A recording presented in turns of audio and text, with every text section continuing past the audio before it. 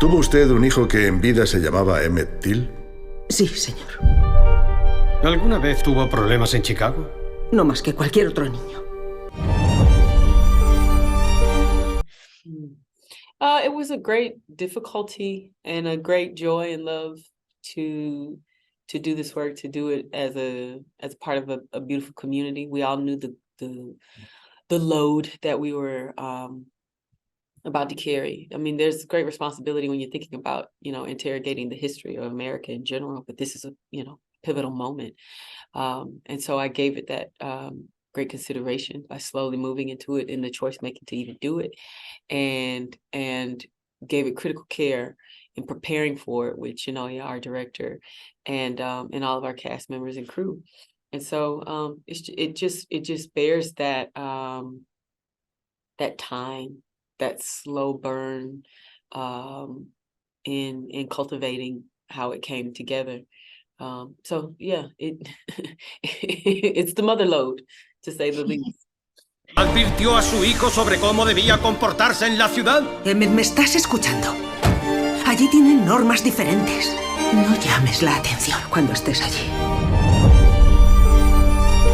You know what? I had my own therapist in preparation for the film, but this was an opportunity to be intentional in caring for the community, cast and crew. I mean, we're dealing with, difficult subject matter, to say the least. I mean, that's minimal. And people had challenging days in conjunction with me. This was about witnessing together. If the subject matter calls for people to not look away, then we are, as an artistic group, being called to not look away and being called to do it in that similar kind of fashion. So I think a variety of people utilized the therapist service to come and stand away and talk for a minute. There are moments where people cry. There are moments where people just had to, pull themselves together. I don't necessarily witness that as much because I'm in the work in the way that I am, but I do know that you share emotional moments, and so glad that they were on set. And that's something that the producers had and the studio had great intent to already have with us ahead of time. So it's not reactionary, it's intentional. Él nunca pensó que pudiera pasarle nada. ¿Es este el chico? El cadáver de Emmett Louis Till ha sido encontrado. It's important story-wise because the film is from Mamie's point of view. So Mamie did not see that. Otherwise, it's important to tell a story in a way where you're careful, you're critically careful. We've all witnessed the images that are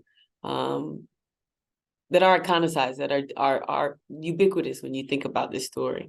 But what we have to consider is how that makes us feel. So it didn't come from Mamie's POV, so she wouldn't have seen that. Additionally, taking care of audiences, critically caring for audiences entails, you're not wanting to re-traumatize herself and not wanting to traumatize the audience. We've seen a ubiquity of violence on Black bodies in artistic representations, in reality, on social media. So doing that is not an imperative.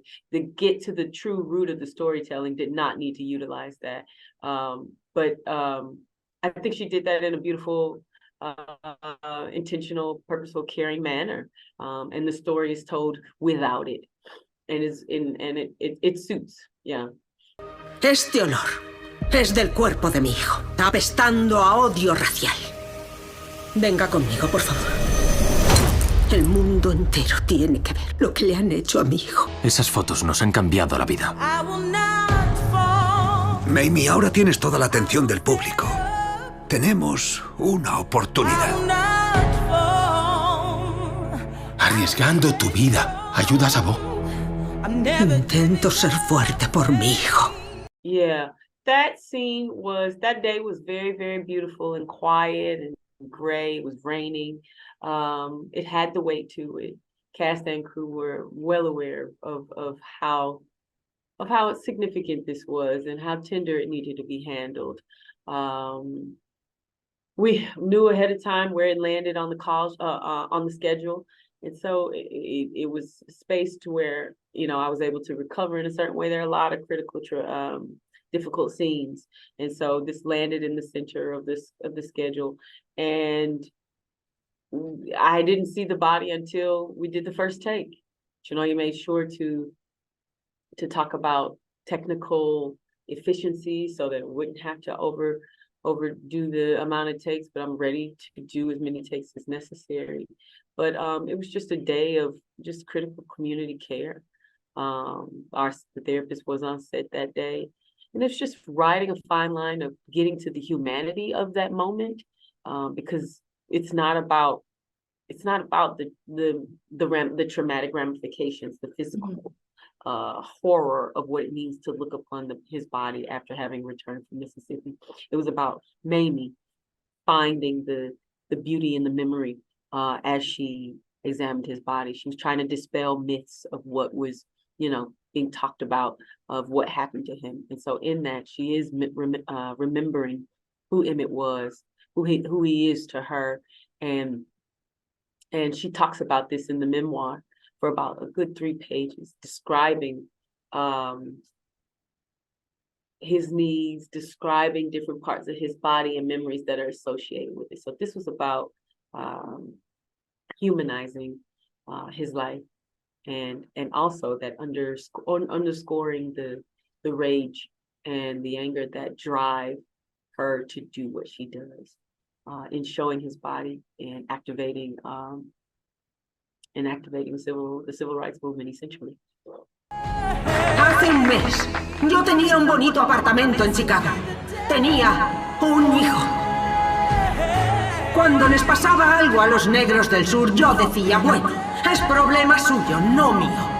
Ahora sé que lo que le pase a nuestra gente en cualquier lugar del mundo tiene que ser asunto de todos nosotros.